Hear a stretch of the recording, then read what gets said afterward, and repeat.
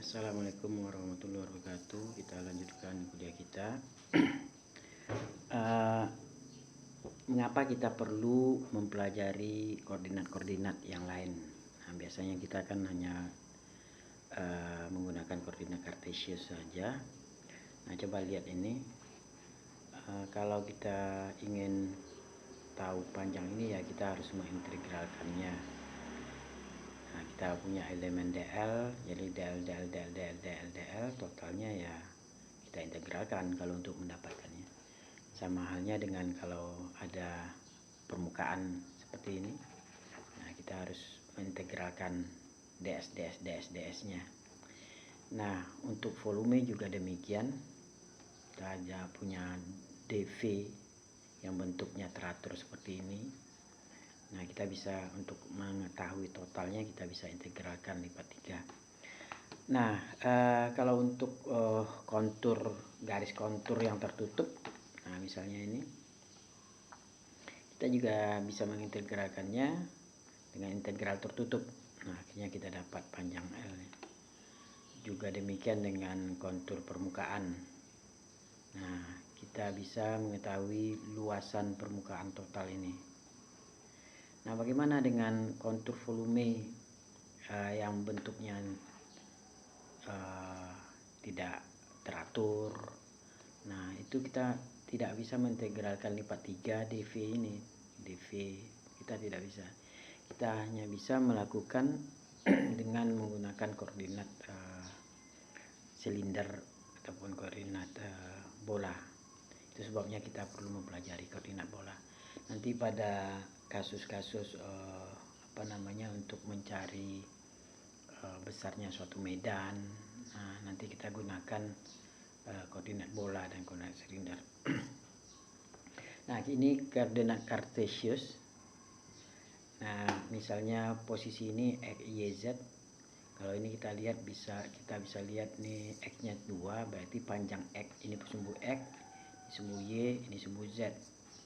Nah, berarti panjang dari 0 ini panjangnya 2, 1, 2 ke arah sumbu y 3, 1, 2, 3, berarti 1, 2, 3 ke arah sumbu z 1, 2, 3, 4, 1, 2, 3, 4. Nah, ini dia.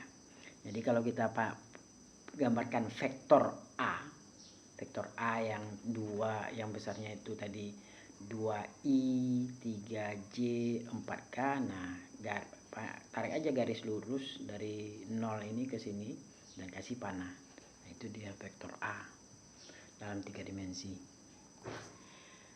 Nah, kalau seandainya kita bagi-bagi ini volume ini, kita partisi kecil-kecil dv. Nah, mungkin ini kita gambarkan seperti ini. Ini arah x, arah y, arah z. Nah, ini ada arah x-nya dx, berarti elemen kecil dari arah x, dy elemen kecil dari arah y, dz elemen kecil dari arah z. Nah, dv ini adalah dx kali dy kali dz. Nah, itu dia. dv sama dengan dx kali dy kali dz. Nah, kalau seandainya kita gambarkan vektor diferensialnya yang ke arah sumbu ini adalah permukaan A, misalnya permukaan A dengan faktor satuan A ke arah sumbu Z. Ini kan normalnya ke arah sumbu Z. Nah, ds ke arah sumbu Z ini adalah dx kali dy. Ini kan dx tadi nih, dx, ini dx, ini dy. Nah, sedangkan untuk vektor diferensial ke arah y, ini dia dx kali dz kali dz, dx kali dz ke arah vektor satuan y. Ini ke arah sana, ini ke arah vektor diferensial ke arah x, dy kali dz, nah ke arah x. Oke, jadi dv adalah dx, dy, dz kalau untuk koordinat Cartesius. Nah, sekarang koordinat silindrikal, koordinat silinder. Anda bisa bayangkan seperti silinder ya, Jadi L-nya ini panjang ke atas. Nah, jadi misalnya ada posisi benda di sini, itu diberi indikasi rho P Z. Nah, rho itu adalah jari-jari silindernya nih. Nih, jari-jari silinder. P itu adalah pergerakan dari, anggap saja ini apa namanya itu, sumbu A. Nah, dari sumbu A ini melingkar sampai mana? Sampai di bawah posisi poin yang kita maksud. Ini poin yang kita maksud. Nah, stop sini. Nah, ini adalah P. Nah, jadi P ini bisa dari posisi sini bisa sampai sana, sampai sana. Jadi misalnya posisi benda di sini, ya berarti P-nya sampai di sini, ya.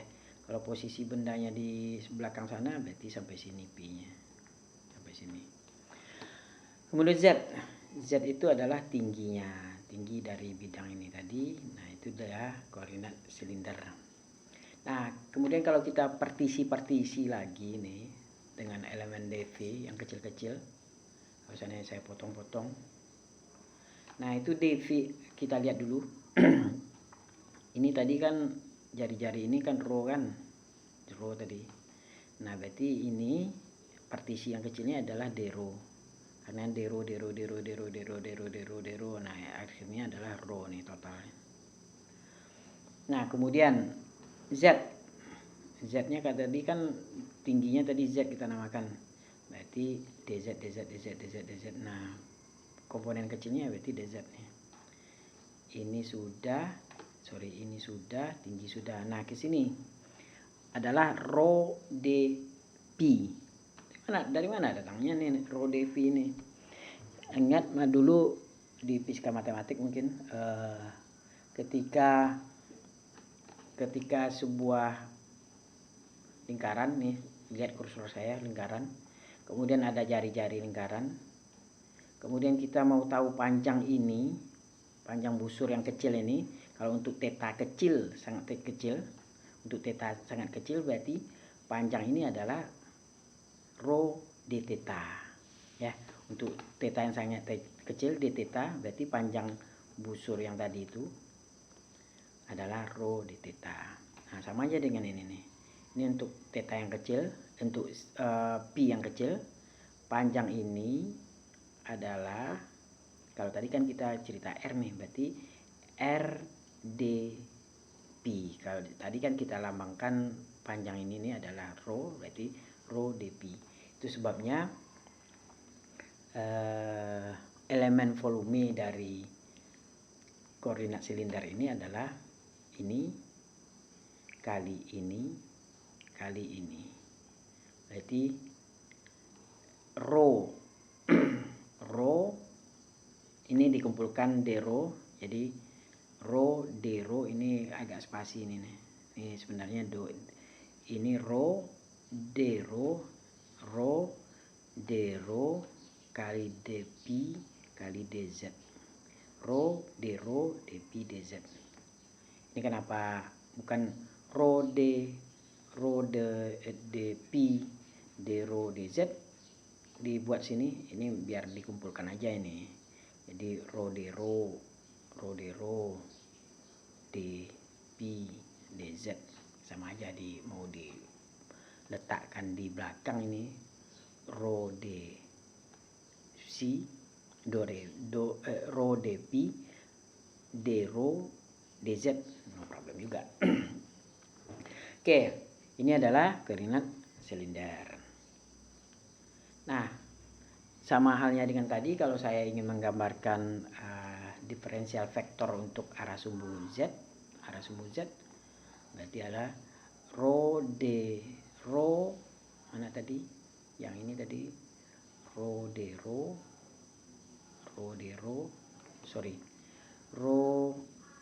ya. Ini rho dp,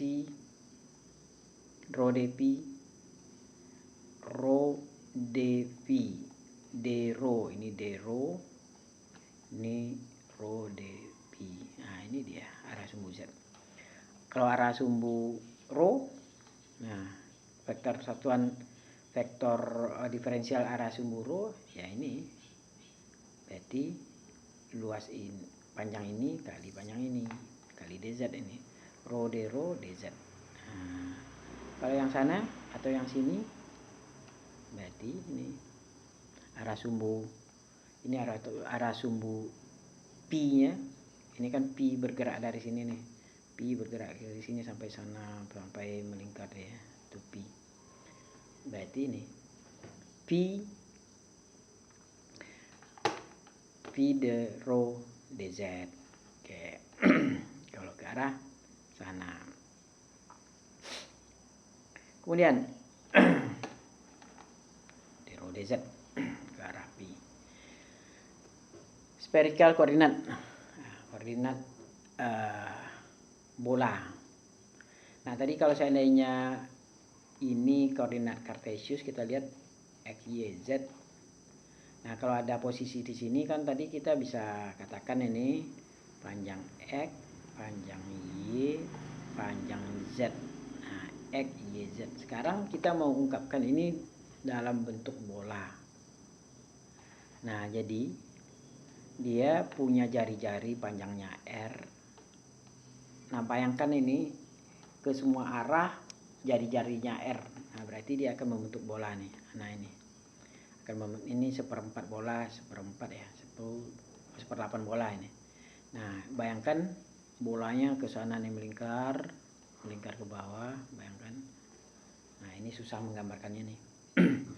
Nah tapi saya yakin Anda bisa membayangkannya. Jadi ini diungkapkan posisi r, panjang r dari posisi titik 0, theta yaitu adalah sudut antara r dengan sumbu z, nah itu theta.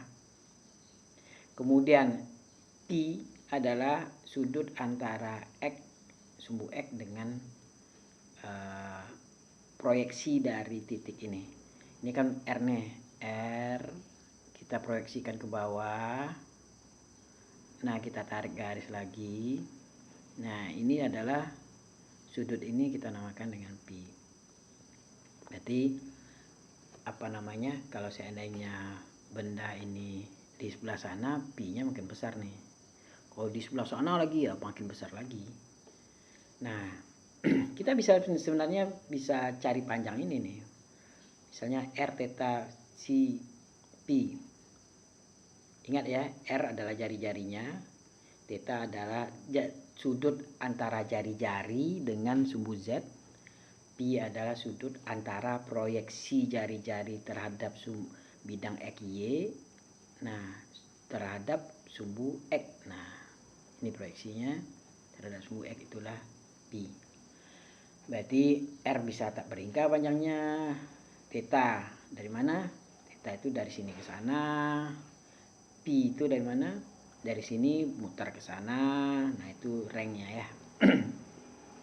Nah berapakah dari posisi seperti ini kita bisa cari panjang x ini sebenarnya. Kalau mau kita ubah ke koordinat Cartesius, simple, cari aja panjang x, cari panjang y, cari tinggi z. Jadi cari panjang x, cari panjang y, cari tinggi z. Jadi dia menjadi spherical koordinat Cartesius. Nah coba lihat nih. Panjang ini berapa nih? Panjang ini adalah r sin theta. Kan sama nih. Panjang ini sama dengan panjang ini. Ini kan di depan sudut nih, ini depan sudut nih. Nah ini sama nih. Ini r sin theta. Kalau kita kan mau cari panjang x Pak, yang ini. Ya proyeksikan lagi lah sini. Ini kan r sin theta nih. Proyeksikan ke sini berarti ini apa nih? Berarti panjang ini kali cos pi. Berarti r sin theta cos pi ini nih. R sin theta cos pi ini. Nah, r sin theta cos pi.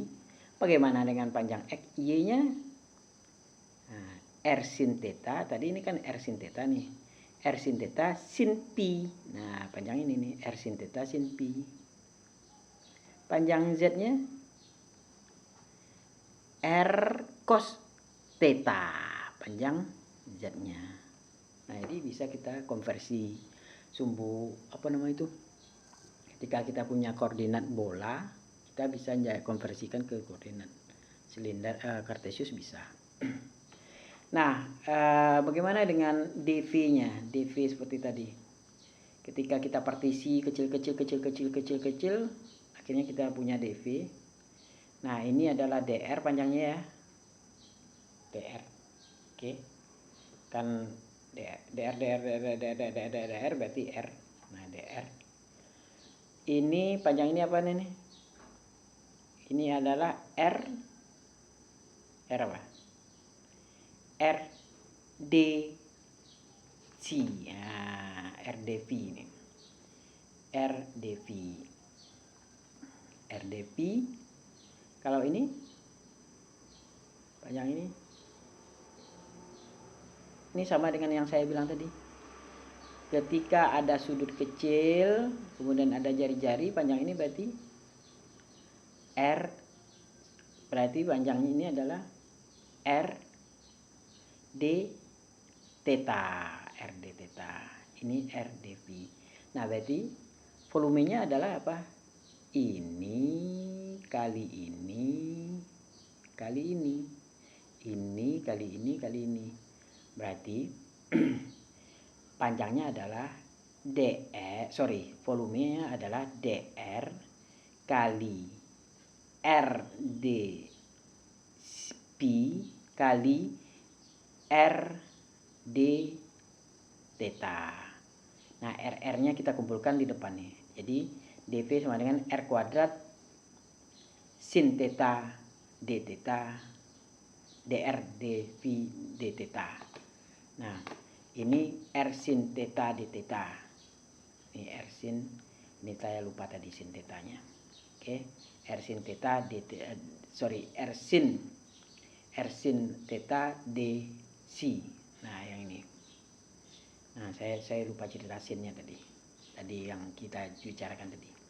Nah, jadi dv-nya adalah r kuadrat sin theta dr d theta d pi. Itu adalah volume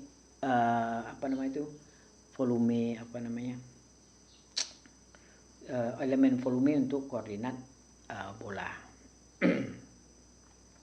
Oke, ini summary diferensialnya. Nah, coba koordinat kartesius. Panjangnya itu dl adalah dx ke arah x tambah dy ke arah y tambah dz ke arah z. Nah, kemudian normal areanya ds itu ke arah normal area ke arah x tambah ke arah y tambah ke arah z yang tadi. Kemudian volumenya dv dx tambah dy tambah dz. Nah, kalau untuk koordinat silinder dl-nya yang ke arah rho d rho, yang ke arah pi rho dv, yang ke arah z dz. Nah, kemudian normal areanya ya yang ke arah rho tadi, yang ke arah pi, yang ke arah z, volumenya rho dp dz. Nah, untuk koordinat bola panjangnya dr kali r d theta ke arah theta, dr ke arah vektor satuan r tambah r d theta ke arah vektor satuan theta tambah r sin d theta ke arah vektor satuan pi ke arah satuan pi. Nah, volumenya ini r kuadrat, tadi kita pakai r besar ya, r kuadrat sin theta dr d theta d pi. Oke, itu adalah koordinat. Nanti kita coba latihan menggunakan koordinat bola ini ya, koordinat bola kartesius gimana. Kita lanjutkan dulu operator del. Nah, ini sudah belajar di fisika matematik. Operator del itu ke arah x do per dx, ke arah y do per dy, ke arah z do per dz. Nah, Jadi vektor A ini bisa dimultiply dengan beberapa cara, yaitu dengan skalar, sebuah skalar, vektor A kali skalar. Nah, kemudian kita dot produkkan dengan vektor lain, ini misalnya. Kemudian kita cross produkkan dengan vektor lain. Ini dot produk A dot B, A cross B untuk cross. Nah, bisa kita lakukan sebuah vektor, bisa kita kalikan dengan 3 cara ya, dengan kita kalikan dengan sebuah skalar, kita kalikan dengan dot, sebuah kali dot dengan sebuah vektor lain. Nah, masih ingat ya, kalau perkalian dot itu artinya kita mencari komponen yang saling sejajar dengan vektor A. Jadi kalau misalnya A, B-nya membentuk sudut dengan A, berarti kita harus proyeksikan dulu B-nya ke arah A sehingga mendapatkan yang sejajar, berarti A kali B cos theta berarti. Kalau ini per komponen yang tegak lurusnya. Nah, arahnya kita gunakan aturan tangan kanan. Nah, operator del on the scalar function. Nah, ini operator del tadi. Kalau kita kalikan dengan T, fungsi skalar. Nah, ini namanya gradient. Nah, kalau kita kalikan operator del tadi kali dot dengan sebuah vektor V, ini namanya divergent. Nah, kalau kita kalikan dengan cross vektor V, ini namanya Carrel. Nah, jadi kita membahas divergent dan Carrel sekarang ya. Divergent dan Carrel. Jadi kalau divergent itu adalah perkalian dot antara operator del dengan vektor. Kalau perkalian cross antara del dengan vektor adalah kita namakan dengan Carrel. Ini ngulang fisika matematik aja. Nah, coba lihat divergent. Del dot V. Nah, ini del tadi, kita punya del dot. Ini Vx arah X, Vy arah Y, Vz arah Z. Nah, kita dot ini arah X. Ini dot ini gimana nih? Arah X kita dotkan dengan arah Y, hasilnya apa? Nah, coba lihat arah X dengan arah Y itu kan tegak lurus itu. Jadi kalau kita coskan arah X dengan arah Y itu dikoskan ya jadi 0 ya. Jadi makanya ini dot ini X dot X itu kan satu nih, arahnya ke arah X. Nah, ini dot ini 0 nih. Nah, makanya enggak ada. Ini dot ini 0 juga. Ini dot ini 0 juga. Ini dot ini baru ada. Ini dia. Ini dot ini 0. Ini dot ini 0. Ini dot ini 0. Ini dot ini dia. Nah, ini adalah divergent. This is showing a measure of how much the vector V spreads out, differs from the point. Nah, jadi ini sebenarnya divergent ini melihatkan seberapa menyebar vektor V itu dari sebuah titik. Jadi misalnya vektor V itu dibuat sebuah function. Nah, kalau kita lakukan divergent function itu, nah kemudian kita bisa melihat seberapa menyebar dia sebuah fungsi tadi. Nanti kita lihat contohnya. Nah, ini dia. Ini misalnya divergent. Ini ada sketsa.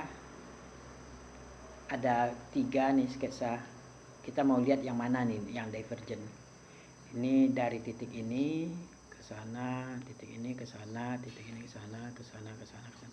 Kalau ini ke sana, ke sana, ke sana, ke sana, ke sana, ke sana. Kalau ini panjang. Ini sama panjang nih searah. Nah, urutkan divergence of the flowing vector field greater first. Nah, medan ini yang mana ini yang menyatakan divergent ini? Nah, kalau lihat gambar itu nampak sekali yang paling divergent itu yang ini. Ini kan menyebar nih. Dari satu titik menyebar. Ini Ini tidak menyebar sama sekali, ini tidak menyebar sama sekali. Ini sama panjang semuanya tidak nyebar. Kalau ini lumayan menyebarnya nih. Ini pendek, panjang, lebih panjang. Jadi yang lebih divergen itu ini, yang sangat divergen. Ini yang kurang divergen, ini yang tidak sama sekali divergen. Nah, jadi jawabannya mana nih? ACB. ACB jawabannya. Nah, Karel tadi adalah perkalian cross antara del dengan vektor V. Nah, ini perkalian cross, masih ingat ya? Ini jadi gimana caranya crossnya? Ini di copy paste sini. Ini copy paste sini. Jadi silang. Masih ingat ya?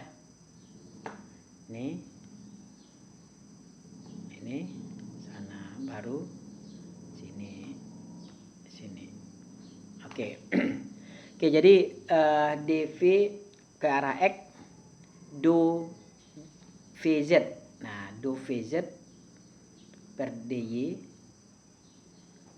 ini do per dy kali vz ke arah x kurang, nah, do vy per dz ke arah x. Nah, tambah terusnya. Anda enaknya kita copy paste nih, jadi nampak garisnya nanti ya, nampak seperti ini nih. Ini kan x di sini nih, do vz vy, do z kali vy. Nah, ini arah, ini kan x ini nih. Ini kurang ini kurang ini, akan susah nih, enggak kita gambar. Oke. Kalau yang ini dia akan cross itu kalau dia sejajar dia akan 0. Jadi x dengan x itu kalau kita crosskan 0 dia. Kalau x dengan y kita crosskan jadinya z. Ya. Nih pakai tangan kanan anaknya. Nah, coba lihat nih. Ini kira-kira Karel itu melingkar ya. Jadi Karel itu seperti ini nih. Nah, ini Karel namanya nih, Karel atau gini terserah lah arahnya Karel. Walaupun misalnya gini itu Karel juga. Nah, ini ada enggak yang Karel ini? Ini enggak ada yang Karel. Ini menyebar terus, enggak pernah dia melingkungi ini ya, melingkung, enggak ada. Apalagi ini enggak ada di melingkung. Ini zero Karel ini. Jadi kalau ada function seperti ini, kita karelkan dia akan 0 ini hasilnya. Kita functionkan. Misalnya ada sebuah fungsi, kemudian kita lakukan operator karel del cross fungsi tadi, ini hasilnya 0 ini semua. Nah, ini yang non zero. Jadi sebuah fungsi kalau kita karelkan kemudian kita gambarkan, ini dia nih. Ini non zero, ini tidak 0 nih hasil karelnya. Kan nampak melingkar. Ini lebih besar karel ini daripada ini. Ini walaupun gerakan ke sana, ini ke sana, tapi ini seolah-olah dia balik. Ini ada juga karelnya. What is the kernel of the following vector? Nah, Anda bisa cari nanti ini ya di quiz. Oke, ini ada latihan-latihan nanti saya kasih ke Anda dilakukan. Oke, mana tutupnya? Assalamualaikum warahmatullahi wabarakatuh.